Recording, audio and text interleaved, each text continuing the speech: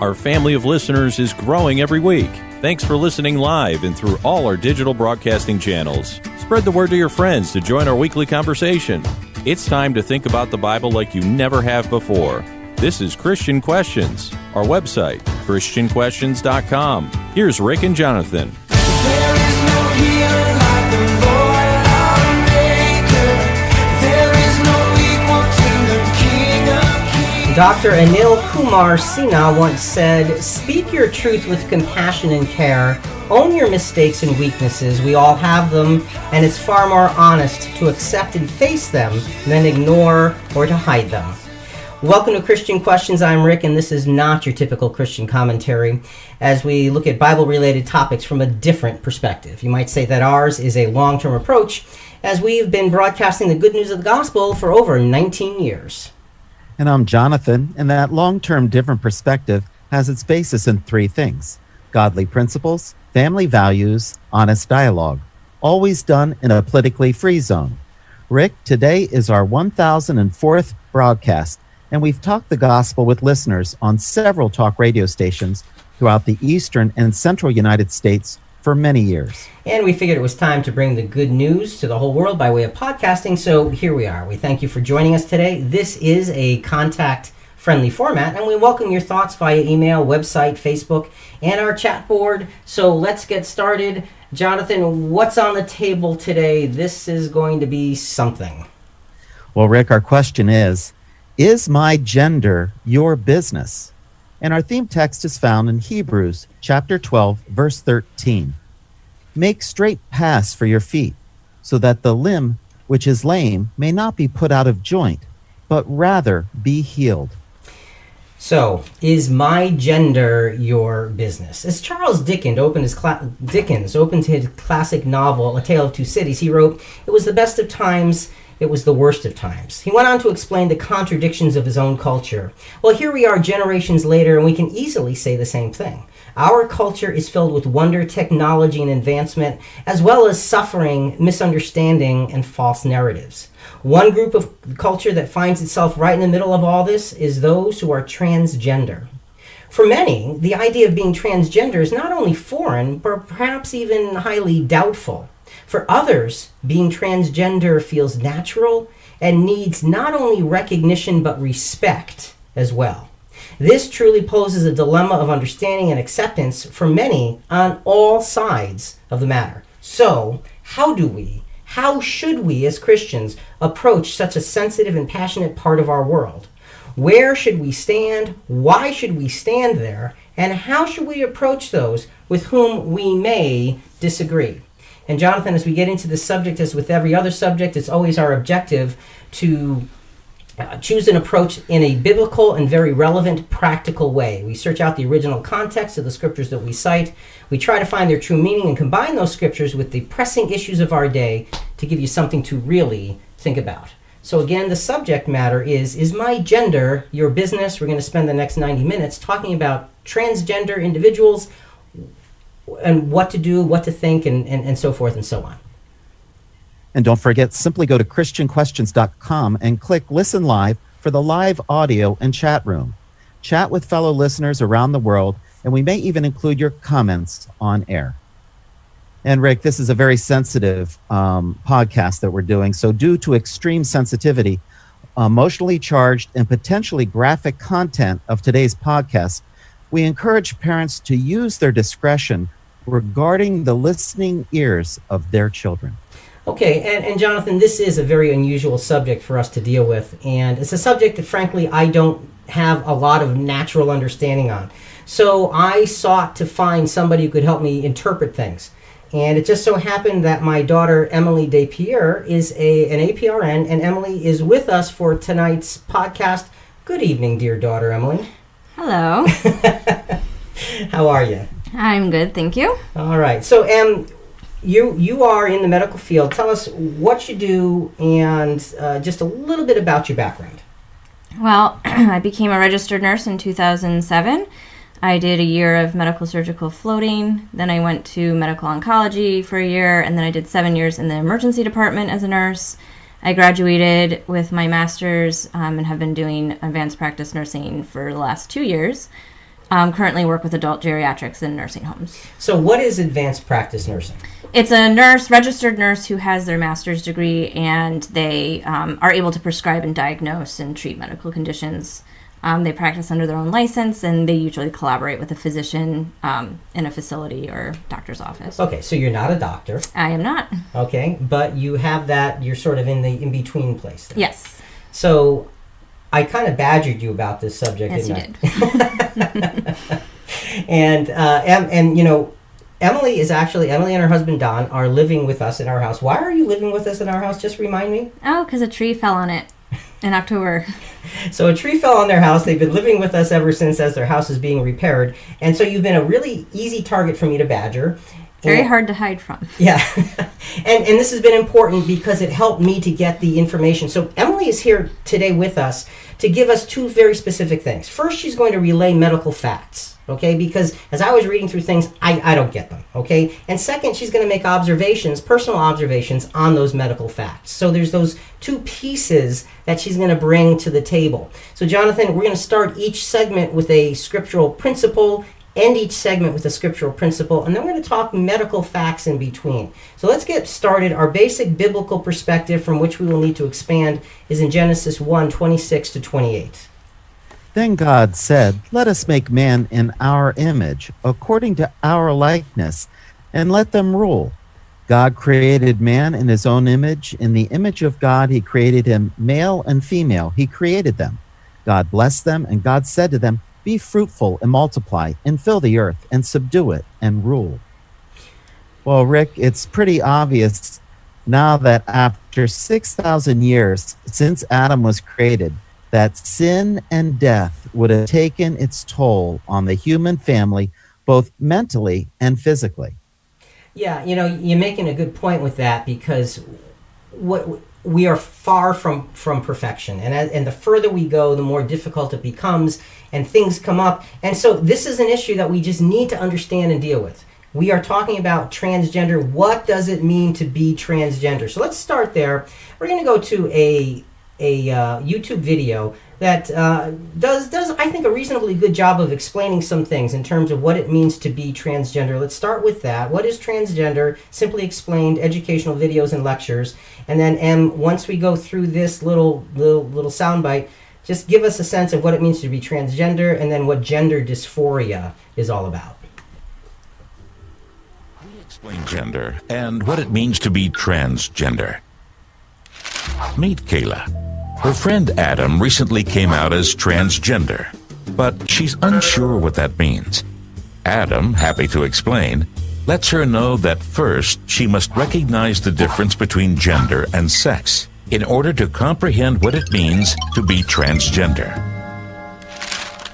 Kayla is confused because she thought gender and sex were the same thing, but Adam informs her that they are very different.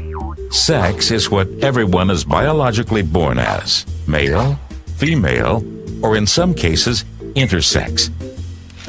In contrast, gender, which is separate from sexual orientation, is how we express masculinity and femininity. Think of a linear scale with femininity on one side and masculinity on the other. Instead of emoting one or the other based on sex, people can move throughout the gender scale freely and express various degrees of both at will, despite their biological anatomy.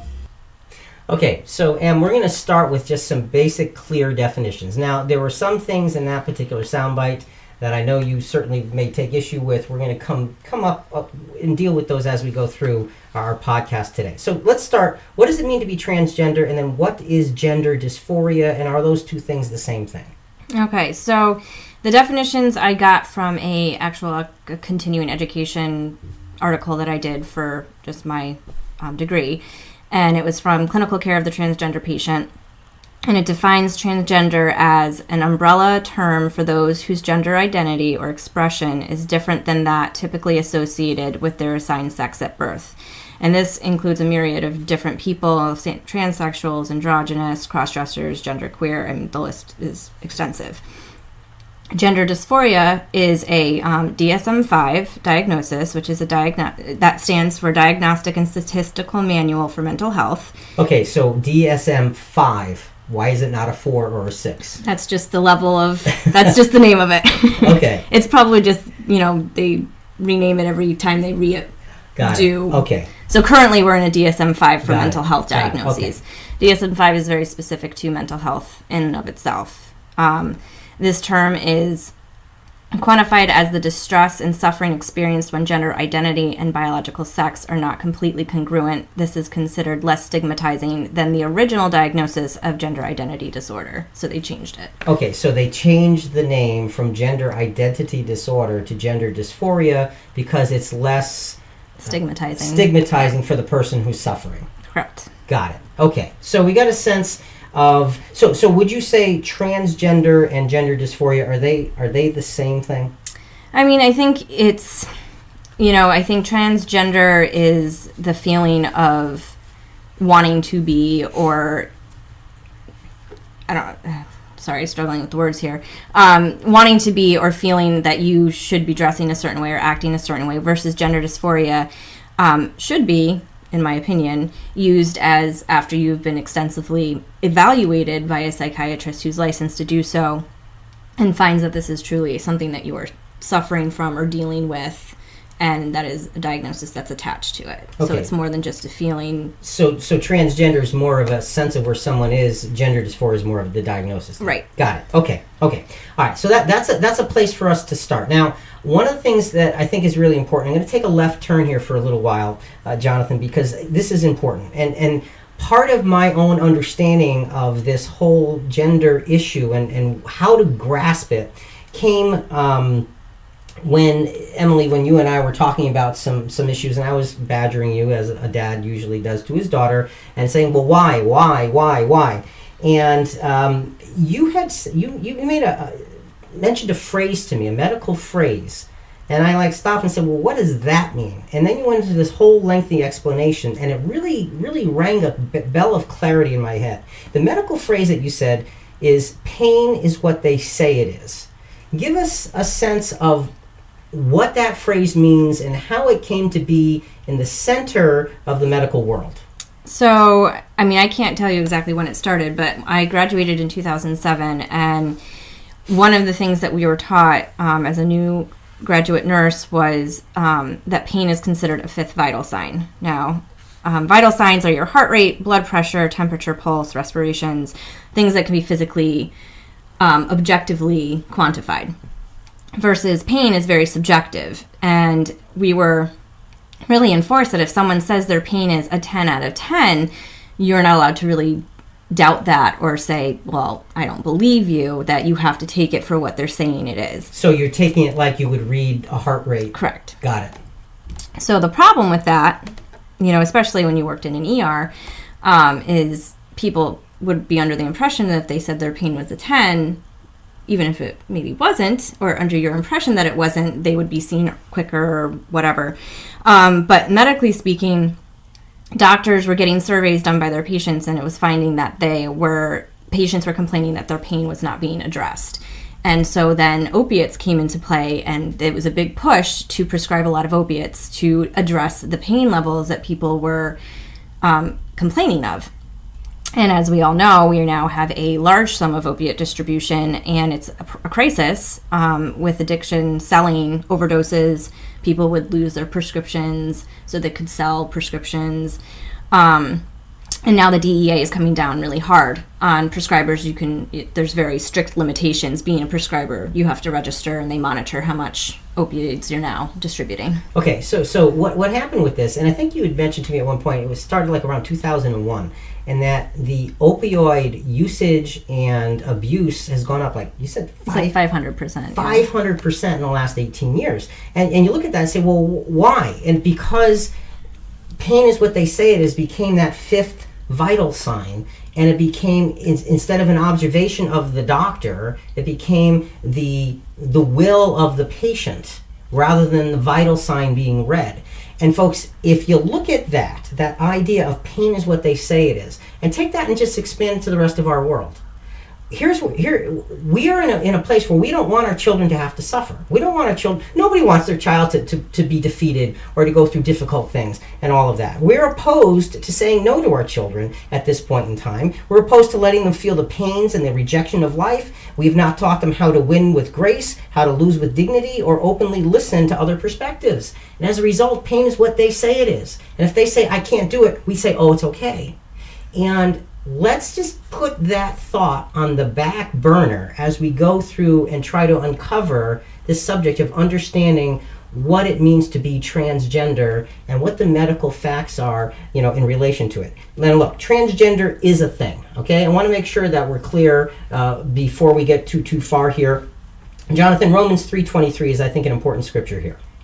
For all have sinned and fall short of the glory of God. Okay, I want to make a couple of statements, very blunt statements. And, I've talked to a lot of people as we were doing the preparation work for this, and an associate of mine at work said that he overheard a conversation in a hospital, and, someone was talking to a transgender person, and the person talking to the transgender person was a Christian, and he overheard the Christian say, so what are you telling me, God made a mistake? And it was a sarcastic, insulting comment. And folks, let's be clear. God, first of all, does not make mistakes. Secondly, God did not create you to be as you are. He did not create me to be as I am. We were born in sin. We were shapen in iniquity. So we are not God's direct creations. Let's understand that so that we stop with those foolish arguments that look at somebody and say, well, you're off because you're not in line with God's will. There's much more to it than that. So we want to make sure we understand those things. So Jonathan, we begin to wrap up this first segment, our business in dealing with this, because the question is my gender your business? Well, what is the business of a Christian? Now, we haven't even scratched the surface yet, but what's the business of a Christian here? Well, Rick, embracing God's plan and design for man while realizing and accepting that we in this present sinful world, left to our own devices, are all broken, all deficient, and all out of harmony of God's image. So the bottom line is every one of us is broken. Doesn't matter who you are, doesn't matter how good you think you are. We are all in the same sinful, broken boat. So Jonathan, so far all we've done is line up the fact that this is a very difficult matter.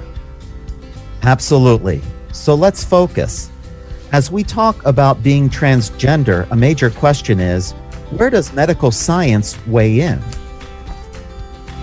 We've been studying Scripture and discussing how biblical history collides with world history and today's culture for 20 years on radio and in podcast channels. If you're curious about how the Bible or Christianity applies to what you have faced and are facing right now in your life, you're tuned in to the right podcast. Listen live or on your own time, then reach out to us at ChristianQuestions.com. Let's take the next steps in our comprehensive conversation.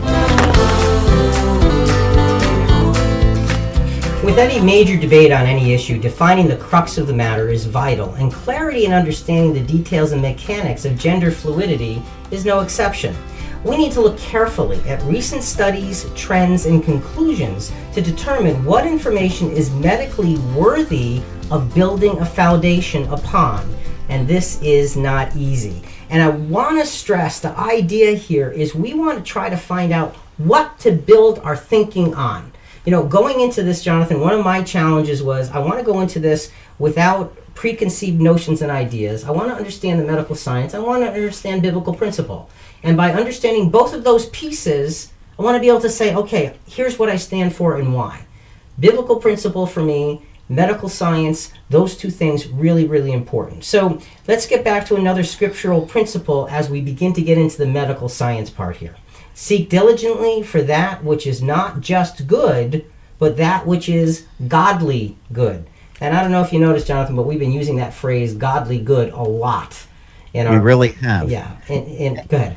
And it means a lot to me that we're using it, because each of us thinks we know what's good. But Right. Unless the Bible shows us the clear direction, we could be wrong. Right. Okay, so Scripture, Matthew 7, verses 7 through 12. Ask, and it will be given to you. Seek, and you will find. Knock, and it will be open to you. For everyone who asks receives, and he who seeks finds, and to him who knocks will be opened. Or what man is there among you whom, when his son asks for a loaf, will give him a stone? Or if he asks for a fish, he will not give him a snake, will he? So in the scripture, it's one of those scriptures that can be easily misread because it says, ask and it'll be given to you. Seek and you shall find. Knock and it shall be opened. It's like the world is your oyster. But again, it's asking in a godly, good fashion. It's asking with godly principles in mind and godly actions behind us. And so that's what we want to do here in this particular subject matter, is we want to ask, what's the truth in a godly manner to find what medical science actually says. And medical science says a lot.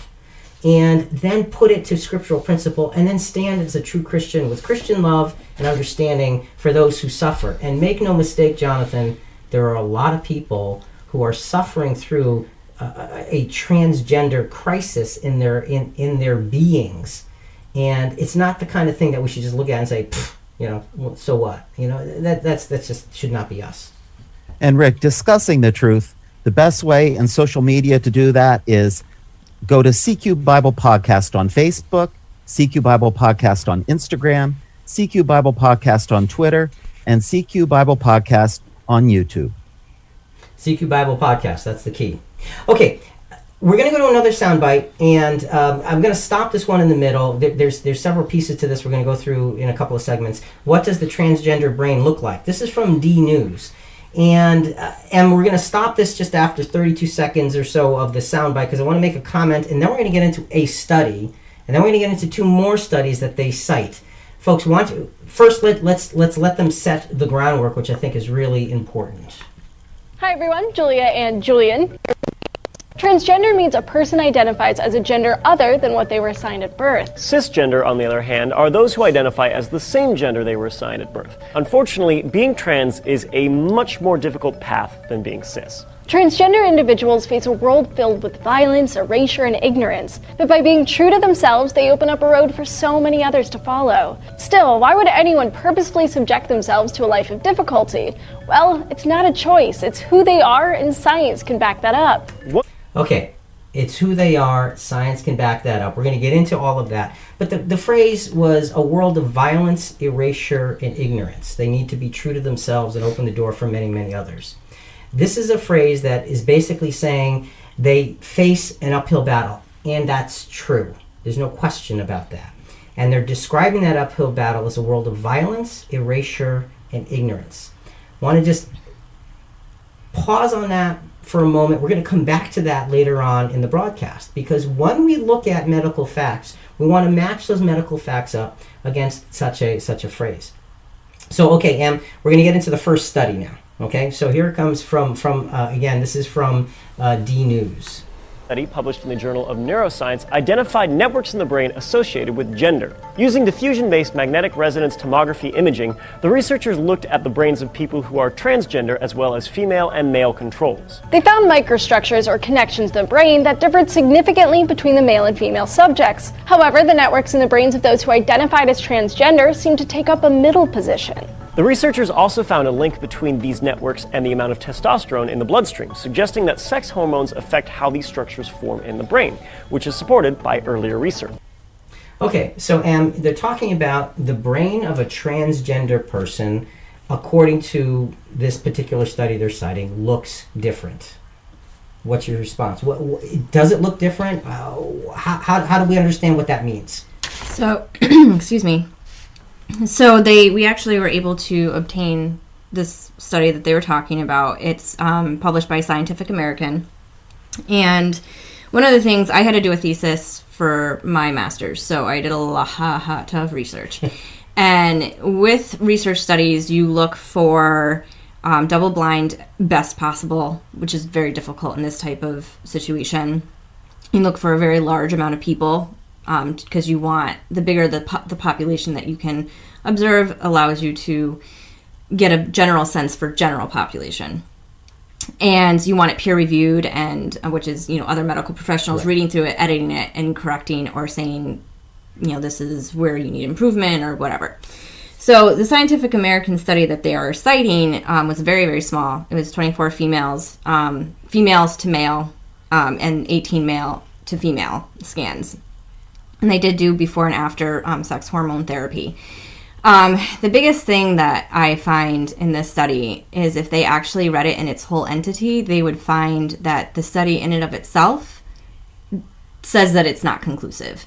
Near the end of it, they talk about something that's defined as neuroplasticity, which isn't, they don't use that phrase in this study, but... Yeah, and we're going to get into that more later. Right. But go ahead with that. But basically they say that, yes, the study did show that there's a possibility of these microstructures to be changed in the brain, but, and I quote, "Of course, behavior and experience shape brain anatomy, so it is impossible to say if these subtle differences are inborn." So basically, these individuals who are making this statement are taking the study for what they want it to say, not looking at whether is it a good study, did it do everything a study that is conclusive will show, and what did the conclusion say? The conclusion saying it's inconclusive. Right. It's interesting and something that should be further researched, but in a much bigger majority of people. Okay, so it was a small study, and the study itself said it was inconclusive. So when we try to draw a conclusion from something that admits itself to be inconclusive, we've got to be careful. We just have to be careful. Let's go next. Okay, Jonathan, go ahead. Yeah, Rick, in the soundbite, I heard them say a lot of people think that transgender is a choice. Is it? You know, and I'm glad you brought that up because, you know, people don't just randomly pick, hey, I want to change sex. Now, there may be one or two, but we're going to ignore that. For the vast majority, this is an internal feeling and sense that they have. It's a genuine feeling and a genuine sense to whatever degree and whatever age they are. And again, we're going to get into that as we go. But no, it's not some kind of random choice like, hey, I think I'll be female today. And for those of us who look at it that way, we are doing a tremendous disservice to those people who actually suffer through a lot of very, very difficult circumstances because of what they genuinely feel inside of themselves. And we can't ignore that. We're going to try to understand it, but we certainly can't ignore it. So let's go now to the next piece of the soundbite from What Does the Transgender Brain Look Like? This is from D News, and in this next soundbite they're going to discuss or touch on two more studies which we happen to have information on as well. Right. Some regions of the brain show difference based on gender. In one study published in the Journal of Psychiatric Research, scientists used MRI techniques to scan the brains of 18 people who were assigned female but identify as male, and 24 male and 19 female heterosexual controls. The researchers found that the white matter of female to male individuals who received no hormone therapy more closely resembled brains of the male subjects than the female subjects. Another study by that same research group, also published in the Journal of Psychiatric Research, focused on those who were assigned male at birth but identified female. The researchers used similar techniques as the other study and found that their white matter microstructures fell between the measurements of male and female subjects. One of the authors of the study concluded their brains are not completely masculinized and not completely feminized, but they still feel female. Okay, so two more examples in this. What does the transgender brain look like? What are your thoughts? So one of the studies we weren't able to obtain, but the second study, which was the gender dysphoria in children, written or published by American College of Pediatrics in June 2017, actually doesn't say that at all. They actually discuss that idea of neuroplasticity, which is the brain's ability to alter those microstructures that they're saying are well defined in the transgender community, as if you feel that you're male, your brain microstructures show that.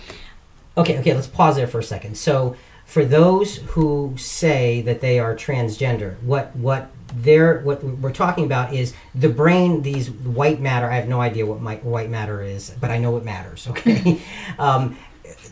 It's different than a male or a female. It's somewhere in between. That's what they're saying, right? And that's what those studies show. They show that it is different. And you're mentioning this neuroplasticity thing. So yes. Go ahead. So neuroplasticity is a well-established phenomenon, which is long-term behaviors that alter brain microstructures. So there's really no evidence that people are born with brain microstructures that are forever unalterable, but there's significant evidence that experiences change your brain microstructures.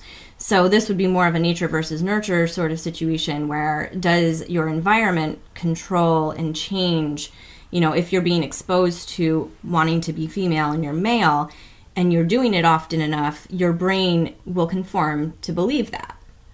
Okay, and you say, oh, okay, well, you're just saying that about this. But the idea of neuroplasticity works in all areas of our lives. We develop the way we look at the world, and that's what neuroplasticity is. It develops the patterns with which we look at the world. Let me give you an example that's completely different from this. And Jonathan, you might not like this example in a great way, but I'm going to use it anyway. Okay? I like football. Okay? I'm a real heavy-duty New York Giants fan. And you love the Pittsburgh Steelers. This I know. Oh, I do. Yes. Here's the problem. I, for some unknown reason, don't like the Steelers. I can't pin it, but I have this emotional reaction that I've had since I was, like for the last 30 years, like, ugh, Pittsburgh Steelers. And for the life of me, because you love the Steelers, I keep trying to say, Rick, get over it. But I've got this response that somehow got inside of me. I don't know what made it happen there. I know that the reason I don't like the New York Jets is because my dad, when he used to read the newspaper and would read the sports section and he'd read about the Jets and Joe Namath, he just thought Joe Namath was a very poor example of a man, and he'd make all kinds of noises when he'd read about it, and it stuck with me. But that's the example. It gets stuck in there, and you have this innate response. That's neuroplasticity. Right. And I think the thing with these studies is it's something we call correlation without causation. Okay, whoa. Correlation without... You got to talk slow for a guy like me, okay? I'm old. So basically, it means that you look at something and say, oh, well, this seems to be correlated, or this seems to be a reaction to that. But just because you do a scan of someone who's transgender and their brain shows this, it doesn't mean there's other factors that aren't contributing to it. So with research, you have to really have a very tightly knit study to really show true causation and correlation together. Okay, so we like to correlate things, but there's not necessarily the cause behind it. Correct. All right, and you have to be careful with that. So what happened was, with this particular soundbite from these particular folks at D News, they were citing these studies as though here is proof. But what you're saying is when you actually look at the studies themselves are telling you they're not proof. Right. I mean, this particular study, gender dysphoria in children, I know we will touch upon it later. I mean, the study is phenomenal with just the research that they look at and the different studies that they bring into to kind of show you their point of view. And the people who did that soundbite, if they had actually read the study, they probably wouldn't have used it in their podcast. Okay, there you go. We're getting shy on time here, and there's a couple of things. I wanted to spend a moment on the history, looking back in history in terms of transgender in history. And it's there. It's sketchy, but it's certainly there. I just want to mention, though, I was handed an article from ThoughtCo, and it was about Tiresias, who was a mythological individual. And it says Tiresias, Ovid's Metamorphoses, mythological transgendering. And that raises your eyebrows, like, whoa, they had transgender individuals in mythology. But that's not true. If you read the story of Tiresias, it was a man who was cursed to become a woman for 7 or 8 years, whatever it was, and then found a way to go back. There was no transgender about it. It was a curse for him.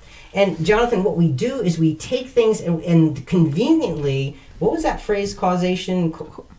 Correlation without causation. We make the correlation like, wow, it was even in mythology. Be careful, because that's not what the story of Tiresias really is. That's just a quick example.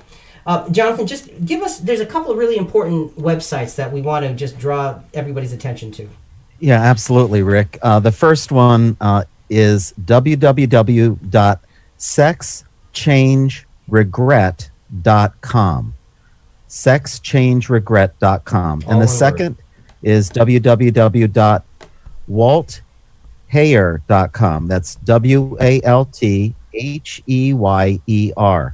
And if you didn't get that quick enough, go to CQ Rewind, because we're going to have that listed in our CQ Rewind to check out, because these are really good websites with a lot of solid information. Yeah, and I went and I found a lot of medical-backed information there, and that's what made me, it helped me a lot. It's Jonathan. Let's go back to Matthew 7, verses 7 through 11 and 12 now. If you then, being evil, know how to give good gifts to your children, how much more will your Father who is in heaven give what is good to those who ask him? In everything, therefore, treat people the same way you want them to treat you, for this is the law and the prophets. So this gives us what our business is. Is my gender your business? What's the business of a Christian when dealing with this type of issue? Our business is what, Jonathan? Even when, especially when we are blessed with insight, knowledge, and even wisdom, we must always and intentionally treat others with the same kind of respect we want for ourselves. And as a Christian, that is so very important, to treat others with the same kind of respect, even if you look at them and say, no, they're entirely wrong. But Jesus treated everyone with respect. And that's our example. That's what we should do. Jonathan, it's very sobering to see how easy it is to miss the really big picture. You're right. We have to pay attention. What is the long-term outlook for a transgender individual? Do they usually find happiness? Before we turn the page, we wanted to tell you about CQ Rewind. It's a free weekly service provided by our great team of contributors who help the guys prepare for each episode. It's an in-depth look at their research, scripture, and much more, showing you the map of Rick and Jonathan's content journey. Now let's continue finding out the better answers as we ask the better questions. Whatever side of whatever debate you might be on, I'm sure that we all would want to agree that we want to do the things necessary to support the long-term health and welfare of those in question. Let's look carefully at this statement: support the long-term health and welfare of those in question. Because truly believing that statement might require dramatic shifts in our thinking and in our stand. Are we willing to stand for someone's well-being, or are we driven simply by a cause, no matter the results? And every one of us has to ask ourselves that specific question in terms of understanding how all of this is going to work. So, and Rick, again, we need to mention, due to the extreme sensitive, emotionally charged, and potentially graphic content of today's podcast, we encourage parents to use their discretion regarding the listening ears of their children. Right. Some of this stuff is not, especially this particular segment, don't believe it is appropriate for children. So because we're going to be talking about suicide rates. Frankly, that's where we're heading here now.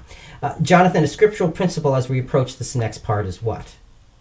Consider how, scriptural principle. Be prepared and inspired to fight the long, hard battles for godly good, for they are worth fighting. Okay. Prepare and inspire to fight battles for godly good.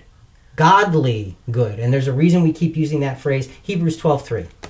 For consider him who has endured such hostility by sinners against himself, so that you will not grow weary and lose heart. All right, so you've got to be willing to go the distance, if you will, to be really, really firm in finding truth, standing for truth, and being willing to deal with whatever backlash there might be to that truth. And we're going to go back to that one YouTube video that was explaining transgenderism, with this one individual comes out and he's talking to this other person and so forth. And just as we go through this, it's not necessarily medical, but just give me a sense of what you think about the explanation given in this piece. Excited to learn more? Halo wonders, is transgender a third gender? No. Adam reveals that it is an umbrella term that can be used for someone who identifies with the opposite sex, such as Adam, or it can refer to other various genders that aren't exclusively masculine or feminine.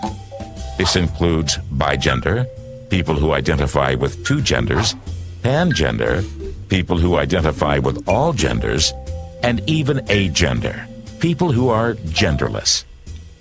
Ultimately, People can choose from many terms and definitions they think represents their gender identity and also matches their self-expression. With so many different genders, Kayla is uncertain what pronouns she should use. Adam clarifies that it depends on each person's preference. If unsure, there is nothing wrong with asking. All right, Em, any specific reactions? Well, I mean, I think, like you said before, you have to take their feelings and what they're going through consideration, but at the same time, and not necessarily as a friend, but in the medical field, you have to look at the bigger picture. It's not just, whatever they say they feel, you have to acknowledge it, but you have to see if there's something underlying there. And like you said before, there's definitely people who truly are, transgender, and they have this struggle, and we need to address it. But to just put a blanket statement that I'm just going to address you however you want to be addressed and not look into it further from the medical perspective is a disservice, I think. And again, pain is what they say it is gone bad. Really, right. That's kind of where we're going there. Okay, so let's continue with medical science. Is being transgender normally a standalone challenge that people have to face, or are there other factors typically involved in that? So there's a lot of other factors involved. There was a study put out, a survey study put out by the National Gay and Lesbian Task Force and National Center for Transgender Equality, and they surveyed over 6,000 transgender people.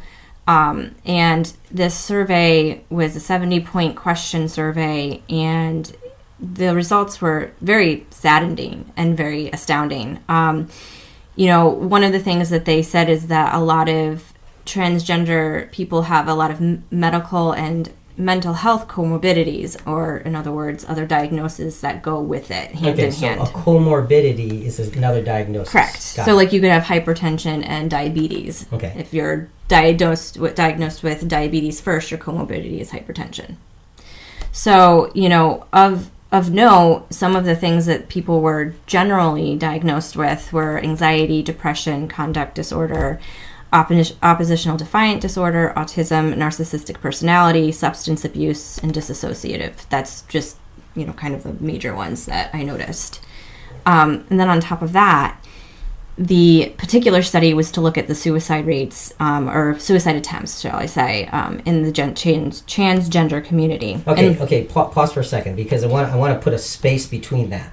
So first, what you're saying is there's a lot of other, again, the medical phrase is comorbidity, other maladies. Correct. That go along with those who experience being transgender.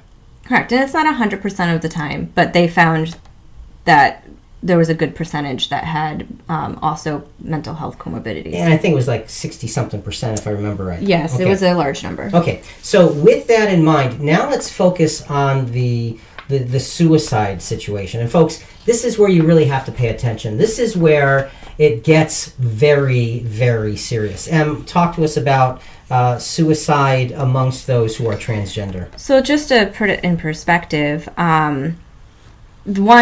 one thing about doing studies is you have to say what may have put your study at a disadvantage. So one of the things they did mention is they're not sure if it really shows the population as a whole. So they do expect that some of the answers may actually show an increased percentage versus what the reality may be. And then in the general population, national suicide attempts are about 4.6% in general population. So with this study, you ended up having a transgender community was at 41% for suicide attempts. Okay, pause. 4.6% suicide attempts in the general population. Correct. 41% in the transgender population. Correct. Now, what study is this? Because that sounds outrageous. So this is the study that I mentioned by the National Gay and Lesbian Task Force and National Center for Transgender Equality, and they had sent out over 6,000 surveys to the transgender population, and with this they quantified suicide attempt and they broke it down into like 70 different points, and it's very, very staggering, the numbers that they found. And I quote from one of their kind of conclusions is overall the most striking finding in our analysis was exceptionally high prevalence of lifetime suicide attempts presented by the NTDS respondents across all demographics and experiences. So it wasn't singled out to one specific population. Okay, so one of the things that is often said about the transgender community, and it's true, is that they are the subject of a lot of harassment. And that's true. I mean, that's true, and that's awful, that's despicable, but it's true. And I have heard discussions in all of my own trying to prepare for this that, well, you know, their suicide rate is higher because of the, because of the hostility shown to them. Well, I mean, one of the studies is that they say that this particular study can't really identify that because of the fact that they don't have a correlation on when their suicide attempt was versus when the abuse occurred. Okay. So they can't say for sure. But there are many different factors here. You can't just say that something's correlated without actually knowing the cause. If there's mental health issues, if there's yes, physical abuse and emotional abuse may account for it, but there's also high numbers in sexually transmitted diseases, HIV, substance abuse, and all of those things make you a huge risk factor. Sure. Okay, so there was a second study that I just want to touch on because I remember going over this with you that was done in Sweden. Yes. And in Sweden, and that study was a 30-year study, 1973 to 2003. So that study, they followed 324 sex reassigned. So these are people who had the sexual reassignment surgeries, or bottom surgeries as they refer to. And these are via matched cohort study, and that is they gathered information from national databases instead of actually interviewing people.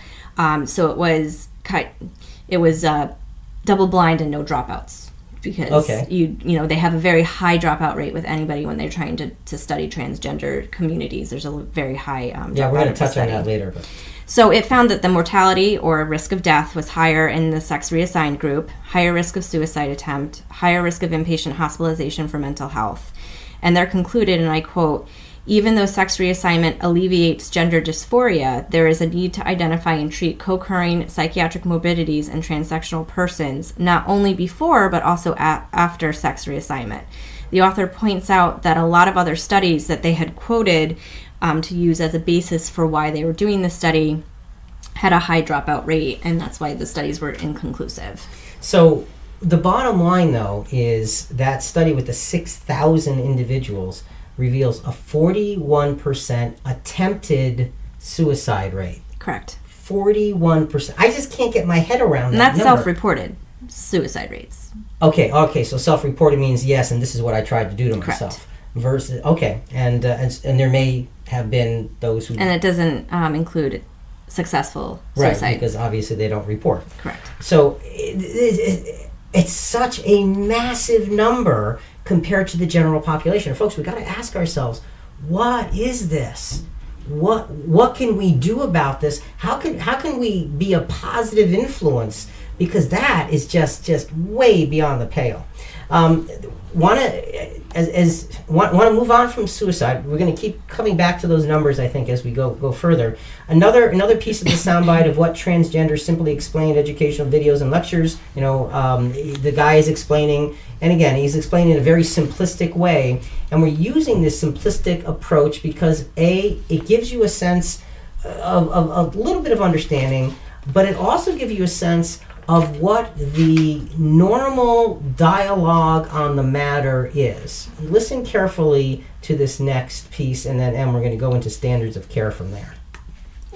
Still curious, Kayla wants to know, do all transgender people automatically get hormone therapy and gender reassignment surgery? Adam explains that being transgender does not rely on a physical change. It's about identifying and expressing oneself based on how they feel. If they do seek medical assistance to transition, then they would be called transsexual. Additionally, Adam tells Kayla that he wants to educate the public about what it means to be transgender in order to fight the consistent discrimination they face. Transgender people have come a long way on the path to acceptance. However, they still have a difficult journey ahead. They must find the strength and confidence to embrace who they are while combating social stigma that can even influence friends and family. Okay, they have to combat social stigma, and that's true. But again, what we want to do is understand that in relation to medical science. It's not enough to just say, yes, this is a big issue, but what does medical science say? And so far, we haven't seen medical science saying that they can identify for instance, somebody's born this way. And we're going to get into that a little bit more coming segment. But let's talk for a few minutes here, Em, about the standards of care for deciding to undergo hormone therapy and surgery. Have these standards changed? Are they changing? And we're actually going to come back to this later as well. So what I could find, because it's not something that I diagnose or treat myself, that the standards of care recommend that diagnosis is made by a mental health professional. However, it is not a requirement. And it's not a requirement to be diagnosed by a mental health professional. Correct. And when we get into the children aspect of things, you'll find that a lot of physicians that are treating gender dysphoria, especially in children, are doing it because the parents are asking for it versus recommendations. There are really no standardized care because nothing's FDA approved. Really. Okay. No, you're saying there's no standardized care because nothing is FDA approved, especially in children. Yeah, I mean it's and children. From what I could segment, find, so that's what I mean. From what I can find is there's not really there hasn't been enough research on the study to know long-term effects of these sex hormones in the long term, 30, 40 years from now. What does it do to people? And that's what the FDA is supposed. They don't put things on the market without having a good, clear understanding. Okay, so and that's gonna open up a can of worms. Really, it truly is gonna open up a really big can of worms as we move forward. So, Jonathan, in this segment, we're looking at tremendous suicide rates. We're looking at the fact that for the majority of those folks who are transgender, there's generally other psychological issues that accompany it. So this is not just one thing. I guess that's what I'm trying to get to. And when you have all of these things working together, it creates a 41% suicide rate. That's horrible. We've got to look at it a different way. Hebrews 12 and 13. Therefore, strengthen the hands that are weak and the knees that are feeble, and make straight paths for your feet, so that the limb which is lame may not be put out of joint, but rather be healed. And the idea of that scripture at this point is to say, look, we have to stand up and we have to create an environment within our Christian communities of whatever straight paths for our feet are. And actually in the next segment, we're really going to focus on that because we're going to be really focusing on children. But is my gender your business? What is our business based on some of the things we talked about in this segment? Be a beacon of light that shines through harsh and hateful darkness by keeping your path straight and showing others the way to godly peace. Got to keep your path straight, both in what you think, in what you say, and in what you do. That's not both, that's three things. We've got to be thinking along scriptural lines, Christian lines, but factual lines. We want to be thinking based on what the facts are and apply our Christianity to that. And when you do that, folks, you really don't end up going wrong. So, look, when we stop to consider how much pain people live with, it is utterly heartbreaking. It is. And now the biggest question. Are we giving children who claim to be transgender all of the most effective support possible? There's a lot of talk program topics out there. If you're burnt out on Capitol Hill and Trump, don't worry, we never go there. But if you're looking for unique ways to look at the Bible, we'll make you think about how today's world ties into Scripture like you've never thought about before. Thanks for listening, and get ready for us to take a deeper dive right now. Admittedly, all of our conversation up to this point has been preparing us for this segment right here. With a firm foundation in medical science, we now need to look with our deepest compassion, our most enlightened wisdom, and our clearest focus at children and the transgender challenge. Are we currently doing the very best for them by way of support, by way of treatment, by way of guidance? as we seek for them to have a happy life? Are we doing the very best for children? That's what we're focusing on in this segment. Once again, due to the extreme sensitivity, emotionally charged and potentially graphic content of today's podcast, we encourage parents to use their discretion regarding the listening ears of their children. Yeah, and again, this is another segment that we do not think children should be listening to. Scriptural principle to get us started, Jonathan, is really simple. Follow godly principles as we raise and influence our children. Hebrews 12, 9 and 10 gives us a sense of that. Furthermore, we had earthly fathers to discipline us, and we respected them. Shall we not much rather be subject to the Father of spirits and live? For they disciplined us for a short time, as seemed best to them. But he disciplines us for our good, so that we may share his holiness. Okay, submitting to the Father of discipline. There is a godly principle there that we should be disciplining our children in light of God's discipline for us. So with that in mind, let's talk about children. And for me, Jonathan, I will tell you right up front, this segment is the hardest. The last segment, talking about suicide, it's jarring. But now we're talking about kids. So let's take a look at, let's go back to what does the transgender brain look like from D News. And again, so far what they have done is they've kind of, it sounds to me, and this is a Rick opinion, they're pushing an agenda and not being clear and concise about the studies that they're talking about. Well, here they're going to be bringing up more studies with kids.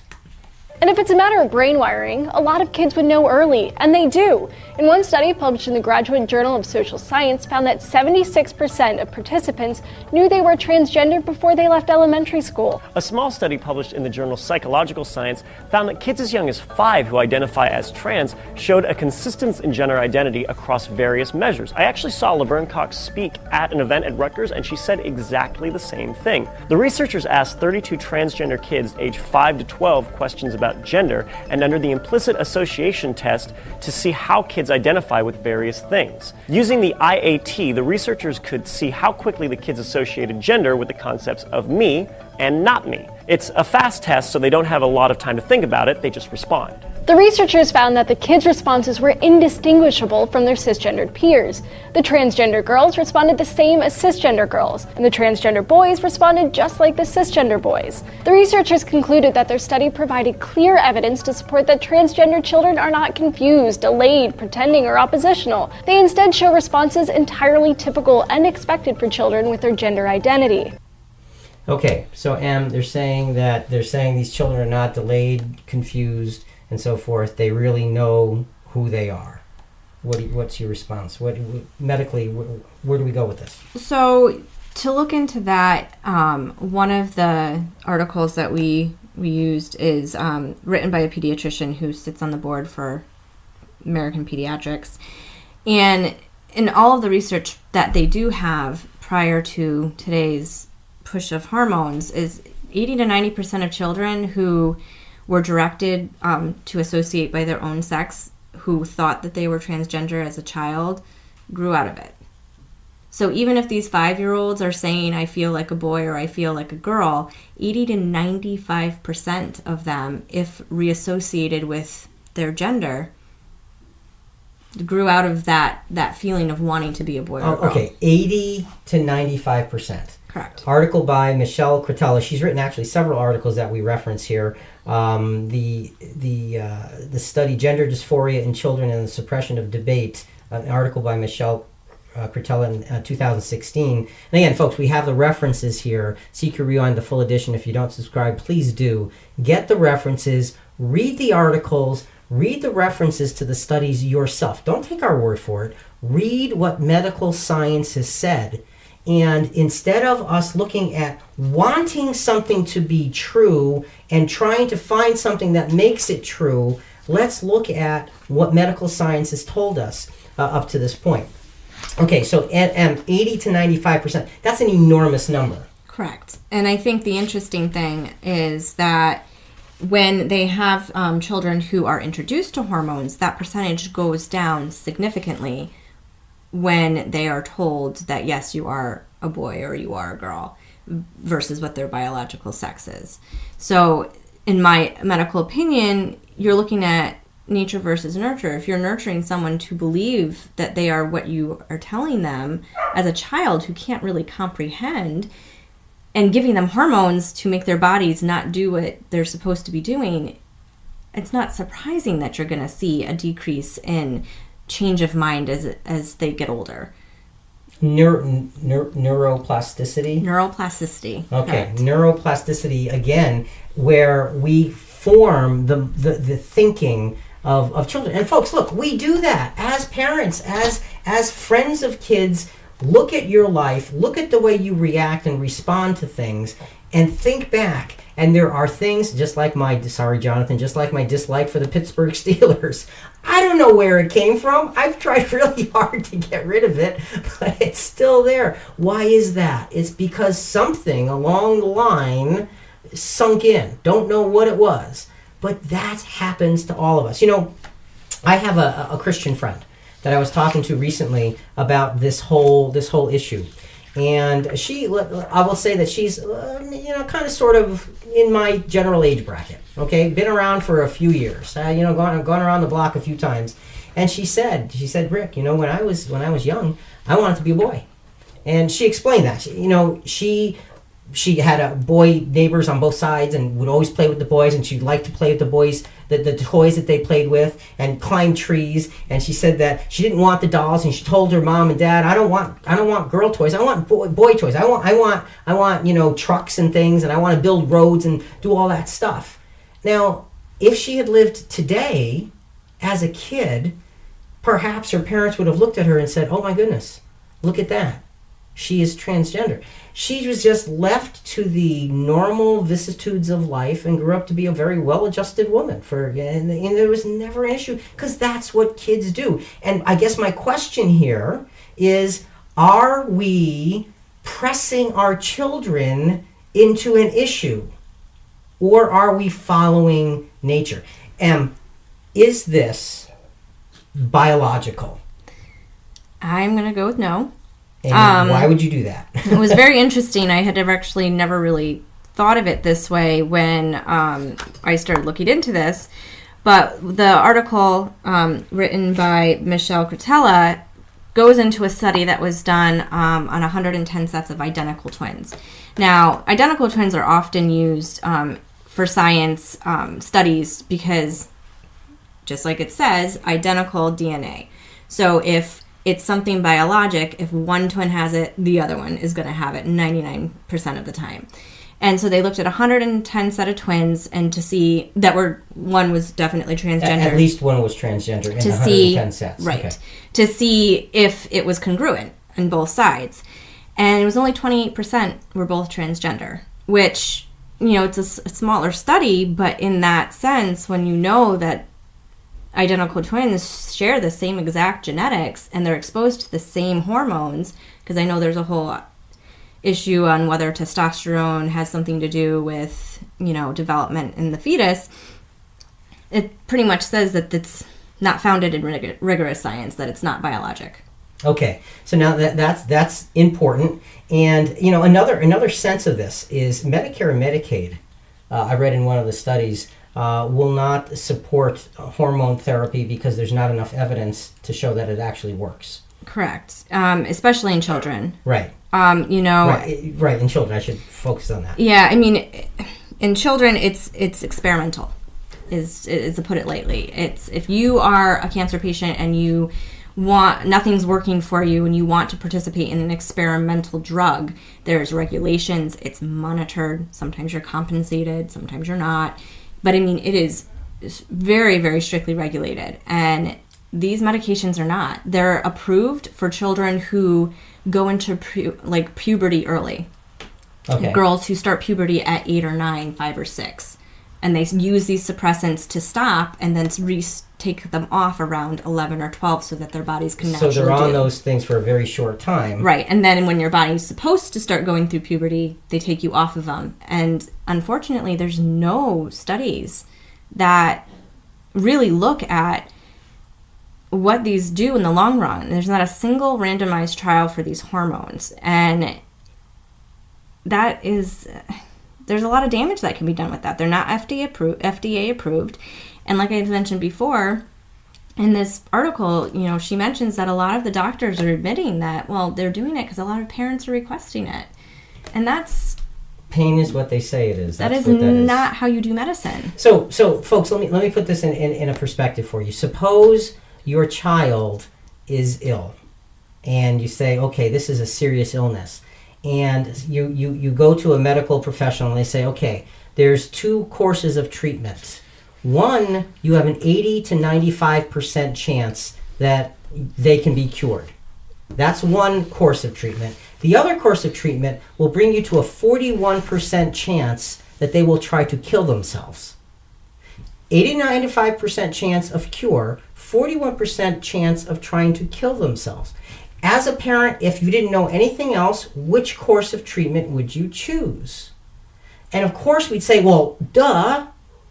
But the problem is, folks, that what we're doing is we're burying the lack of medical credence behind this for children, and we're moving forward anyway.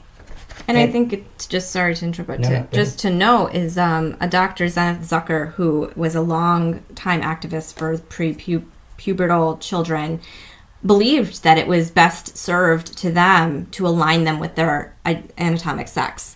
And then if it persists throughout adolescence, then you start addressing hormones and other types of things. And he lost his job over it, 30-year career, for saying like hormones are not appropriate in prepubescent children because they need to be aligned with their anatomical sex, and then we'll reevaluate later. Okay, all right. So this is a difficult thing, and we are in a social environment that, based on what we're saying, you look at it and say, well, what do you know? Well, look at the medical science. Seek Your Rewind, the full edition. If you don't subscribe, it's a free service. Please do at ChristianQuestions.com. Want to go quickly to another soundbite because you're talking about puberty blockers. This is a young lady who is, I think, 11 in this soundbite, talking about puberty blockers because she, Ariel, is biologically male, but believes that she is female. And look, as I say that, I am not at all undermining her sense of who she thinks she is. At all. She believes it. There's no question about it. But let's get to the blockers after we hear the soundbite.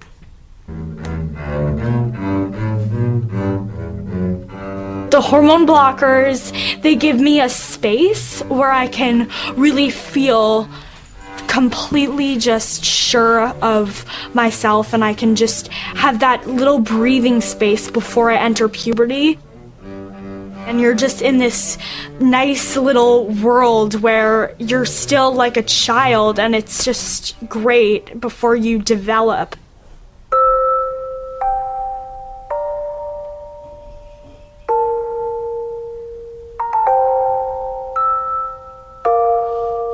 It's harder teasing and bullying wise when you're a girly boy, when you're in that age, than when you fully transitioned. It's much harder to be gender non-conforming than to be transgender, because when you're gender non-conforming, that is when really a lot of difficulties set in. Ariel did not transition until she was 11 when she started blockers. Okay, so you've got this individual transitioning at 11 years old. And then we're a little bit short on time here, but the idea of children making such decisions, I don't know, did you have something specific about the blockers before we get to that? No, I think the biggest specific thing, I'll try to be short, is that, they say that there's a long, big thing in science that it's not harmful or it's reversible. And there's a certain point where it's not. And I won't go into detail because it's a little interesting detail on what those irreversible effects are if you decide you don't really feel that way after you start these blockers. It's significant. And we might have time in the next segment to touch on that again, so we'll come back to that. But I guess to me, okay, as a Christian, what are you supposed to do? All right, and let's get practical here for a moment. What are we supposed to do as a Christian? You have a friend, or you're going to a PTA meeting, and you're sitting down next to parents, and they've got a 7 or 8 or 9 year old, and they are transgender. what are you supposed to do? Do you say, oh my gosh, did you read the studies? What's the matter with you? Is that what Jesus would have done? I mean, we've got to ask ourselves, what would be the kind of proper response? And to me, Jonathan, the proper response is to make a friend and to find an opportunity, if it opens up, to make a suggestion that, there's been a lot of studies on this that have a lot of different conclusions that most of us are not aware of. I'd be happy to get you a copy of that study. Something like that, to just open the door for opportunity. Because really what we're talking about is the health and well-being of a child. And just because a child believes something, and this might sound harsh to some, and I apologize, because a child might believe something doesn't mean that what the child believes is true. Even if they believe it in the core of their being, because they're a child. We don't trust children with life decisions. And yet here we do. Why? Why here and why not with other things? So we've got to really be careful as we look at this issue and deal with it. And it's difficult, Jonathan. It's difficult to take the other pathway because you look like you're someone who's not paying attention to your child's feelings. You look like you're somebody who's got this harsh viewpoint, but in fact, it's a medically sound viewpoint. Hebrews 12:11. All discipline for the moment seems not to be joyful, but sorrowful. Yet to those who have been trained by it, afterwards it yields the peaceable fruits of righteousness. So, simple thing. Discipline is hard now. It's difficult now. But again, the picture of the cure, 80 to 95% will work themselves out. But it's not going to be easy for the next few years. 80 to 95% can work themselves out, but you got to go through difficulties. Or you can pat them on the head and say, okay, where 80 to 95% are not okay, and we can lead them down a path where where statistics say 41% attempt suicide. Folks, think about that. We have placed our children's thinking and feeling above our parental judgment, and that is not an appropriate place for a Christian to be. My gender, is my gender your business? What's our business? Our business, Rick, is to stand. Firmly plant your feet upon the firm foundation of that which is godly good and face the storm and uncertainty that comes with that stance with courage and faith. So, Jonathan, especially dealing with children, this just makes me want to scoop these children up and just take their pain away myself. That's what I want to do. Unfortunately, we can't. So where do we go from here? How do we make the best use of our transgender understanding? Every episode, we cover a lot of ground. Part of gathering all the information and drawing conclusions is having a thorough conversation. Thanks to all our listeners for all your feedback every week.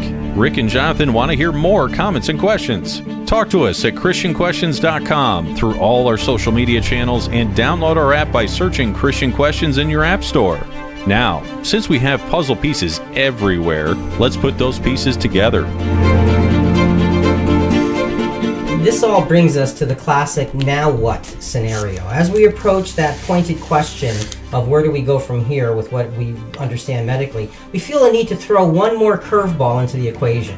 As challenging and heartrending as our compassion and understanding toward the transgender community are, there are yet others who find themselves living even further out on the fringes. And as we get into this, Jonathan, this is just frankly disturbing.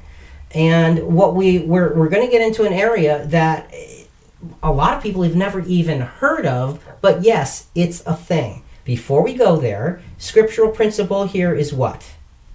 We must do godly good to all, and we must do it courageously. Godly good. Just because you might be right doesn't mean you're doing godly good with what might be right. Make sure that your heart is tuned to the pain and the difficulty and the trauma that these folks live with, because it's serious, serious stuff. And we, of all people, should be most compassionate in wanting to lend a hand and also help them find things that can actually maybe bring them to actual real peace. Galatians 6, 9, and 10. Let us not lose heart in doing good, For in due time we will reap if we do not grow weary. So then, while we have opportunity, let us do good to all people, and especially to those who are of the household of faith. Okay, do good to all people. That's what the scriptures tell us. And folks, that's what we are to do as Christians. Now, let's go down another road. And folks, some of you may not have heard of this, but we're going to talk just for a couple of minutes about those who are transabled. So, Emily, what does it mean to be transabled, and what are we supposed to do with it? So, people who are transabled believe that, for example, they believe they shouldn't have a left arm, and they try to cut it off or try to get a physician, surgeon to remove it for them because they believe they shouldn't have been born with their arm, their leg, whatever, what have you. Eyesight, right. Ears, what have you. Okay, so to be transabled is to be of sound body, but to not be comfortable in the soundness of the body. Correct. And there are articles, there are examples, there are interviews of people who believe that. And so if we are going to take the word of someone who, and again, folks, you say, well, you have no right to go down this road. But the question is, where do you stop it? Where do you stop it? Do you stop with the transgender individual who just, because they simply say it, we just jump on it and run with it? Do you do that with someone who is transabled as well? What about somebody who's transracial, who believes that they were born the wrong race? There's documented evidence of those folks. What do we do with those things? Or transgender. What does transgender mean? Transgender is those adults who feel they are in a child's body and want to love children, but they are not considered pedophiles. Where do you draw the line? And again, you had mentioned earlier, about medical professional, a medical psychiatric doctor, being able to get involved, but it's not necessary anymore. Correct. And in a lot of states now, one of the things that's happened is that the treatment for a transgendered child is that the psychologist is not allowed to ask them how they got to that point. I remember reading that once. Yeah. I don't know if you have that in front of you or not. I don't, not in front of me, no. But do you remember that part? Yeah. Go ahead. And they are not allowed to kind of dig, if you will, deeper into what might be causing it, because just no one here is saying that transgender is not a real thing. Right. But there's a percentage that are probably fixed to something else. It goes hand in hand with it, whether it be a trauma, uninvolved parent, a mother who wishes they had a son or a daughter instead of a son or a daughter that they got. That's called gender mourning. When you're a mother and you wanted a girl and you had a boy, so you make your boy dress up like a girl. These are realities, and some cases might be related to those things, and those things need to be involved and explored, because if you don't, then even if they get the sex transition, their mind is not going to be cured. Their mind is not going to be settled, because there's something much deeper there that no one is looking at. Well, and I want to go back to, Jonathan, you had mentioned the website sexchangeregret.com. And that website, I want to just give a little history on that. That website was put together by Walt Heyer, and that was the other website, waltheyer.com. Sexchangeregret.com was put together by Walt Heyer. Walt, in the 1970s, went through one of the very early American sex change operations. He believed that he was a woman. He absolutely believed it. And in those days, you want to talk about a situation where you're not getting any support. Back in those days, there was none. He went through with it. He lived as a woman, I forget, for 7 or 8 years. He got psychotherapy, and he realized that there were underlying issues that brought him to that. And he actually went through the pain and difficulty of changing back to a man. And since then, he has dedicated his life to trying to help those who get stuck in this. Because another unreported, and we're not even going to get into this, but an unreported statistic here is how many people are just dissatisfied after a time. Once the euphoria wears off, what's happening with a lot of these folks, remember, 80 to 95% of those who feel transgender as a child grow out of it. And we are not treating them as 80 to 95%. we're taking that statistic and we're diluting it down because we're paying attention to a feeling rather than to the underlying fact. And so when you get stuck, you need some help. And there are so many people that get stuck like that. And again, that's why this information is so very, very important. And Christian Questions, Jonathan, usually never goes into things like this. So this is a very unusual foray for us.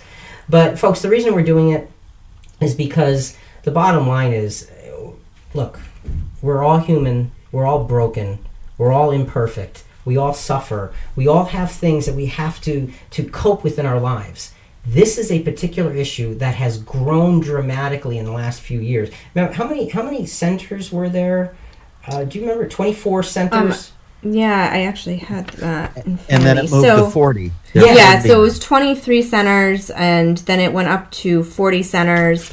And in 2014, there were 24 gender clinics clustered chiefly along the East Coast in California. 1 year later, 40 across the nation. And one of the doctors, Dr. Lopez, he was a pediatric endocrinologist and whatnot, he said the use of this protocol, which is prepubescent hormones, is growing really fast. And the main reason is that parents are demanding it and bringing patients to the door of pediatric endocrinologists because they know this is available. Okay, parents are demanding it. So we're taking the feelings of our children, we're trusting their feelings to pursue a life-altering course that when you look at the result of living a transgender life, and folks, I apologize for bringing this up again, but 41% attempt to take their own lives. What does that tell us? This is serious, serious stuff. I want to go to a soundbite for someone who supports the transgender work. His name is Norman Spack. He is a doctor, I think at Boston Children's Hospital or something. But just, when we keep saying 80 to 95%, listen to what he says. Your gender, which is different from your anatomic sex, describes your self-concept. Do you see yourself as a male or female or somewhere in the spectrum in between? That sometimes shows up in the first decade of life, but it can be very confusing for parents because it is quite normative for children to act in a cross-gender play and way, and that in fact there are studies that show that even 80% of children who act in that fashion will not persist in wanting to be the opposite gender at the time when puberty begins. So the interesting thing here, Em, is that even he, who is a great advocate of hormone blockers, he says 80%. Now he's using the low end, but give him credit, he at least says it. The problem, Jonathan, is he doesn't say what to do and how to enforce that 80%. See, what we're being taught is that when a child has a thought, you jump on that thought and you affirm that thought and you build their life around that thought. But 80% to 95% of those thoughts are just kids thinking. And really quick on this because I want to get to our last piece. Anything specific here? Well, just to add that the Endocrine Society guidelines currently prohibit the use of cross-sex hormones before the age of 16, but people are doing it anyway. Pretty much. Some gender specialists are already bypassing pubertal suppression and putting children as young as 11 on cross-sex hormones, excuse me. So, and folks, why would we do this? Why would we do this? Why would we do this? And there's a legitimate answer, okay? And I want to touch on that legitimate answer right here and right now. Next soundbite, again, this is transgender at 9 years old. This is from Barcroft TV, Gender Kinderin. But again, a small piece of a video on a transgender child. Listen to the parents' description of what they're doing and why. Now Emily and Clint are focusing on Keith's future. We wanted to be there for her and show her that we're supporting however she feels and allowing her to be herself. In just a few months, she could begin puberty blockers before moving to hormone therapy and finally full gender reassignment surgery. Emily and Clint may be happy with their daughter's new life, but Keith's transformation has proved controversial with parents in their community. One father said that he was going to go into the school and beat the boy back into Keith. Other people said that we were being abusive parents. I sat in front of the computer and just cried because I couldn't believe that these people were saying these hateful things. Despite the huge backlash, Emily and Clint have fought on, and they're delighted to see their daughter finally happy in her own skin. It just comes down to love. I mean, if you love your child, then you should do anything in the world for your child. And it's just as simple and as pure as that.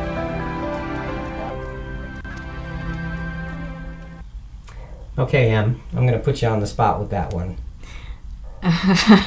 Okay, I mean, you know what you do. If you love your children, you do what you should do for them. I'm not a parent, but I can tell you, and being a daughter of the guy sitting here, that just because what I wanted does not mean I got it. I mean, it's not always a good thing. And unfortunately, who knows how this child will turn out? Maybe they're one of the few who truly have this issue, but maybe they're one of the many who will try to attempt to harm themselves. And it's just a real struggle as a medical professional to listen to someone say, well, my child wants this, and they just fall to it. We had a lot of experience that in the ER, where people will my child doesn't like medicine. Well, plug their nose, they'll swallow. You know, it just was it's just this concept that you see a lot more of, and it can cause harm. And again, the idea of puberty suppression, hormone blockers, there are no tests that show that is safe in long-term use. None. Zero. None. And so when you heard that last soundbite with the beautiful music in the background and the tenderness of, I can't believe people are saying these hateful things. And you got to think about it. Is it hateful? Is it hateful when you are truly deeply concerned for somebody's long-term welfare? Not for how they feel and about being happy now, but have you turned over every rock to see if this is just a phase? Because the fact is that 80 to 95% of the time it is just a phase. And you can say, well, my kid is the one. And the next parent is going to say, well, my kid is the one. And the next parent is going to say, well, my kid is the one. And you can be sure that the next 10 parents are going to say, my kid is the one. 8 or 9 of those parents are wrong. They're just plain wrong. So what do you do? Again, as a Christian, what do we do? How do we manage this? How do we put ourselves in a place of being helpful? By being able to be willing and able to suggest, to be a friend, to have information that's viable medical information to help folks understand and cope with these things. And folks, I'm just going to tell you, we're probably going to run just about a minute or two over tonight because we just got to, I don't want to rush finishing this. We started out early in the podcast, Jonathan, with a phrase, a world of violence, erasure, and ignorance, and needing to be true to themselves.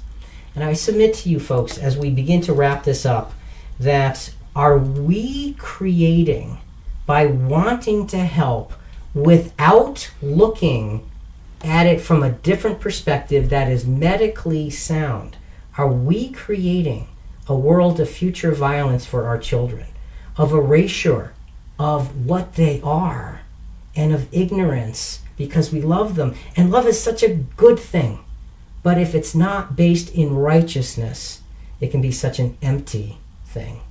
Proverbs 22:6. Train up a child in the way he should go. Even when he is old, he will not depart from it. Doesn't say that he's not going to depart somewhere in the middle, okay? And look, Em, you grew up in the house where I was the dad and you were one of 3 kids, and I will tell you all, folks, that Emily was the one that was the easiest to raise because she seemed to have her head about her all the time. The other 2, not so much.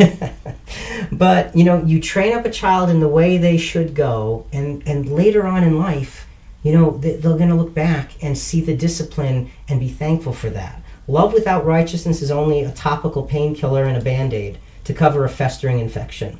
It looks good and even feels good for a while, but inevitably it will fail miserably. Folks, we don't want to do that to our children. Jonathan, our final piece of business here is my gender your business. The Christian's business is what? Before Emily will give you your wrap-up moment here. Love in a supportive and selfless way. Guide and teach in a godly, righteous way. Shine as an example in a humble and Christ-like way. And pray for God's kingdom in a hope-filled way. Okay, you were breaking up a little bit there, unfortunately. But, the point here is that we have to be focused on being thoroughly Christian as we deal with these issues and putting a higher level of righteousness first and being kind and compassionate and understanding so we can help people along the way. Em, just a final wrap-up from you. Well, I mean, just to expand off of that, that's what you have to do as a medical provider as well. You have to be compassionate for how people are presenting and how they're feeling, but you don't have to agree with it. You don't have to agree in any medical profession on how people are treating their bodies or doing things like someone with lung disease who still smokes. You don't have to agree with it, but our job is not to consider our feelings, but to consider the best medical and evidence-based research for that person. We know that smoking causes cancer. We have that fact, and you are going to, every single time you see that patient, discuss smoking cessation. It's actually a standard of care now. You want to give them the best quality of life that you can. And in some cases that's telling a patient that their actions are hurting themselves. We need to do our due diligence and give all the facts, and sometimes it's a lot of the times you get yelled at or ridiculed or told that you're the worst doctor they've ever dealt with. But it's your job to give advice every single time. And I truly believe that the medical community is doing a disservice to the transgender community. Basically because they're basing things on feeling and not considering all of the facts. And there's not enough studies out there right now. And you have to consider the facts and risks to enable us to provide well-rounded care for those who struggle with gender dysphoria. And we can't do it. Our treatment can't be based on fear of being politically incorrect. And in some cases, I'm sure sexual reassignment surgery is reasonable, but it's very clear that it's not for everybody and that there's a lot more underlying issues that need to be addressed. And we need to put our time and effort into providing real medical advice and help. And actually, I'm surprised that there's not more push for that, considering how our society thrives on evidence-based practice and science right now. And there's a ton of evidence. Seek Review on the full edition. We're going to lay out a bunch of ways to find the evidence yourself, to look at it yourself, digest it yourself. Don't take our word for it. And thanks so much for being with us. You're welcome. This has been huge. And folks, I just want to say, before we wrap up, Emily and her husband Don have been living with us under our roof because a tree fell on your house several months ago. And that's a very hard thing to deal with. But I will tell you flat out that I believe that God arranged the timing of such things, because I was already beginning to work on this months and months ago, and the fact that you were in the house with me and you couldn't get away from me, and I could badger you again and again, helped me to get an understanding and to do my own research, to do the digging so that I could get an understanding of what's real and what's not. And I thank you for being here and putting up with your dad, and his obsessions, because it's such a difficult thing. Folks, as we wrap this up, we want you to be clear that what we're trying to do here is be Christian, trying to be godly good in what we know and what we do. And the fact that we want to make our Christian lives built on facts, and so we can be helpful to others. Not condescending, not hurtful, not judgmental, but helpful because you know the facts. For Jonathan, Rick, and Emily in Christian Questions, we hope you've enjoyed being with us today. It's been a very difficult, deep, and probing subject that we hope you take with you and you work on and you realize there's so much more to it. Until next week, transgenderism is everybody's business. Think about it. And folks, remember, we love hearing from our listeners. Let us know what you thought of today's topic. Suggest future topics. Start a conversation with us at ChristianQuestions.com.